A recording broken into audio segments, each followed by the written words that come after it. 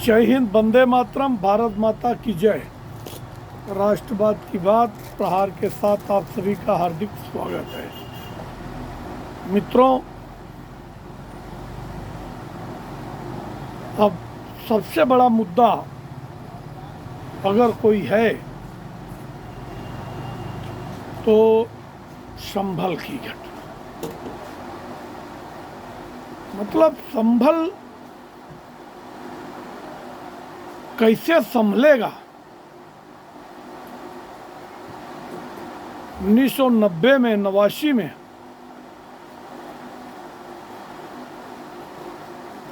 जो वाकिया, जो जुर्म कश्मीर के कश्मीरी पंडितों के साथ हुआ था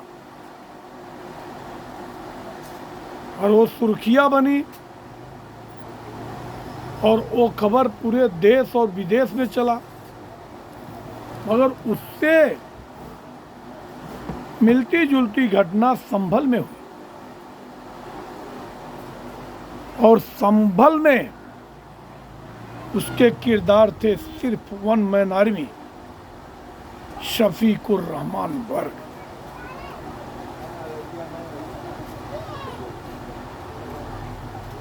और समय नए नए उभरते मुलायम सिंह यादव।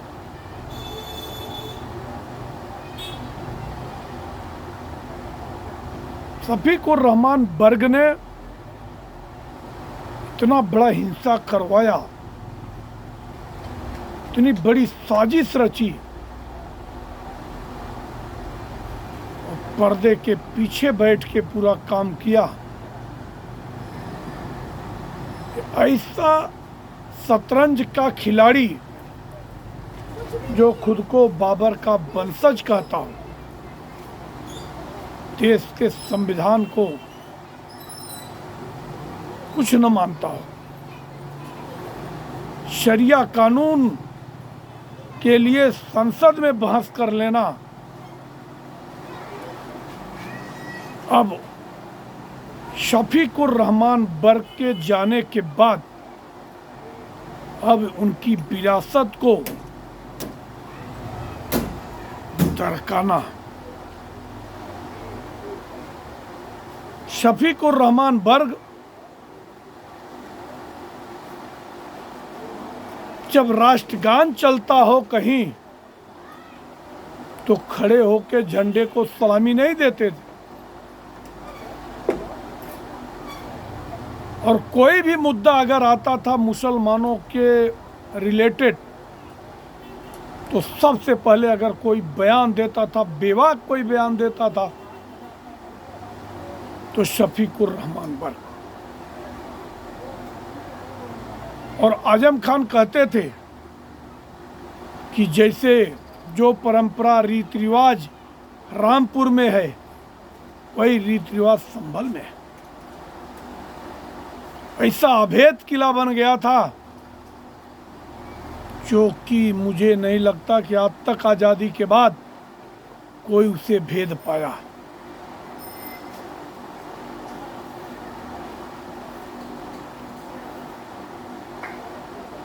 मतलब नेहरू से सीखी है कहीं न कहीं शतरंजबाजी।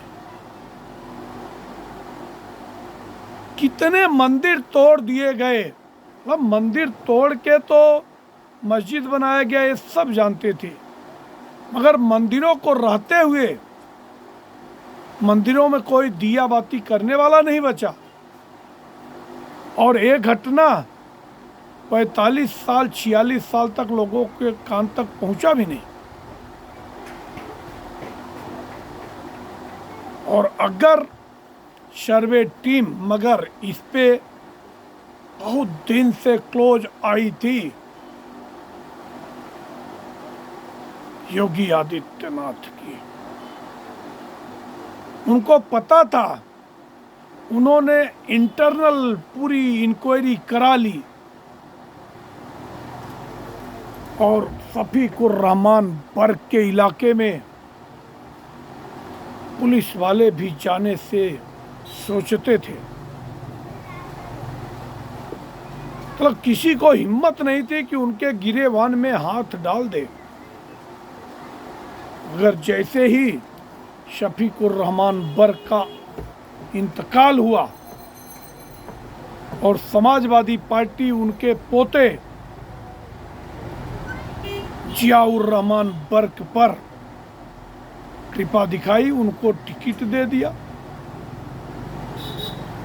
और जितना काला काम चल रहा था शफीकुर रहमान के टाइम पे, वो आज भी चलते रह गया। इसका अंदाजा इनको नहीं था, इसका अंदेशा नहीं था कि ऐसा ना हो कि अब हमारे दादाजी नहीं हैं और हमारे ऊपर कोई एक्शन हो जाए।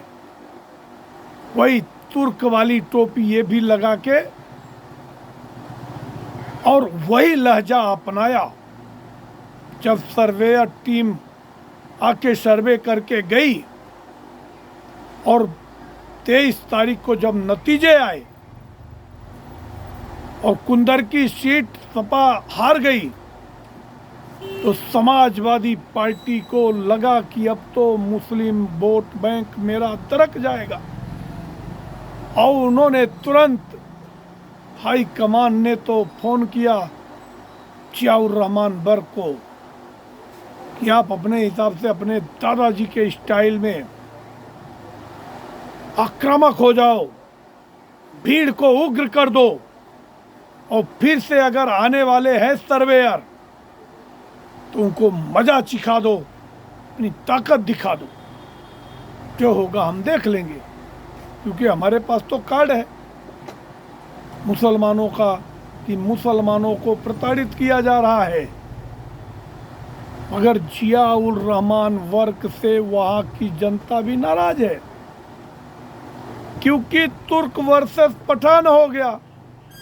पठानों ने देख लिया कि ऐसी गंदी राजनीति कि हम तो पठान हैं और हमें ऐसा खैरात वाला कोई सामान नहीं चाहिए कि फ्री मुफ्त बिजली हम यूज करें, चोरी करके बिजली यूज करें, ये हमको गवारा नहीं है। और उस घटना के बाद जब सुप्रीम कोर्ट ने रोक लगा दिए सारे सर्वेयरों पे कि छोटी अदालतें अब कोई भी फैसला नहीं करेगी जब तक कि हमारा फैसला नहीं आ जाएगा, 4 जनवरी के पहले कोई कुछ नहीं बोलेगा। मगर उसकी जो जांच होगी वो न्यायिक कमेटी बना दी गई जजों, रिटायर्ड जजों की, और मोदी जी, योगी जी ने अपने पुलिस को सतर्क कर दिया। और जैसे पुलिस उन दंगाइयों पे एक्शन लेने के लिए बुलडोजर लेके पहुंची, तो वहां पे मंदिर मिल गया, तब दीवार से सटा हुआ मंदिर। और बाद में पता चला कि मस्जिद पर ट्रांसमीटर लगा के 150-200 लोगों के घरों में बिजली दी जा रही है, सप्लाई दी जा रही है, और यहाँ पे मीटर बंद है और लाइट सबका चालू है। योगी सरकार की तो नींदें हराम हो गई और प्रशासन और बिजली विभाग इतना एक्टिव हुआ कि उनका मीटर काटा। उनके घर में 16 किलोवाट का ट्रांसमीटर लगना चाहिए था, तो वर्क साहब के घर में 2-2 किलोवाट के 2-3 लगे हुए थे। और बिजली आया पूरे साल में महज 12-13 हजार। प्रशासन की नींद हराम हो गई कि ये तो 1 महीने में 12-13 हजार आना चाहिए, इतना बड़ा बंगला है। अब पैमाइश चालू हो गई, उनका लाइट काट के वहाँ नया मीटर लगाया। आज की जो घटना है उनके ऊपर FIR भी हो गई। बिजली चोरी, दूसरा जो अवैध मकान में जो अवैध निर्माण हुआ, आज वहाँ के महानगर पालिका के कर्मचारी आके उनका सीढ़ी वगैरह तोड़ के बाकी नोटिस दिया है। अब देखते देखते होता है क्या, बकरे की अम्मा कितने दिन खैर मनाएगी। अब मुझे तो लग रहा है कि वर्क साहब का भी किला दरक जाएगा, जैसे आजम खान साहब का किला दरक गया। और अब वहाँ से आजम के विरोधी दिल्ली के जामा मस्जिद के इमाम आके चुनाव जीत गए। लाख कोशिश के बाद भी उनको हरा नहीं पाए आजम खान साहब, और जेल में ज़िंदगी काट रहे हैं। और उनका जो जौहर यूनिवर्सिटी था वो भी ढह गया, उनका अहंकार टूट गया। वो माँ भारती को डायन कहते थे, भारत माता डायन है। अगर कर्मों का फल मिल गया, अब उनका तो समाजवादी पार्टी से मोह भंग हो गया। परसों के दिन उन्होंने इस्तीफा भी दे दिया। अब मुझे नहीं लगता है कि उनके परिवार का कोई व्यक्ति समाजवादी पार्टी से टिकट लेके चुनाव लड़ेगा। वही हाल आने वाले समय में मुझे जियाउर रहमान बर्क का भी दिख रहा है। तो आप लोगों का क्या राय है, आप कमेंट सेक्शन में आके अपने विचार रखें।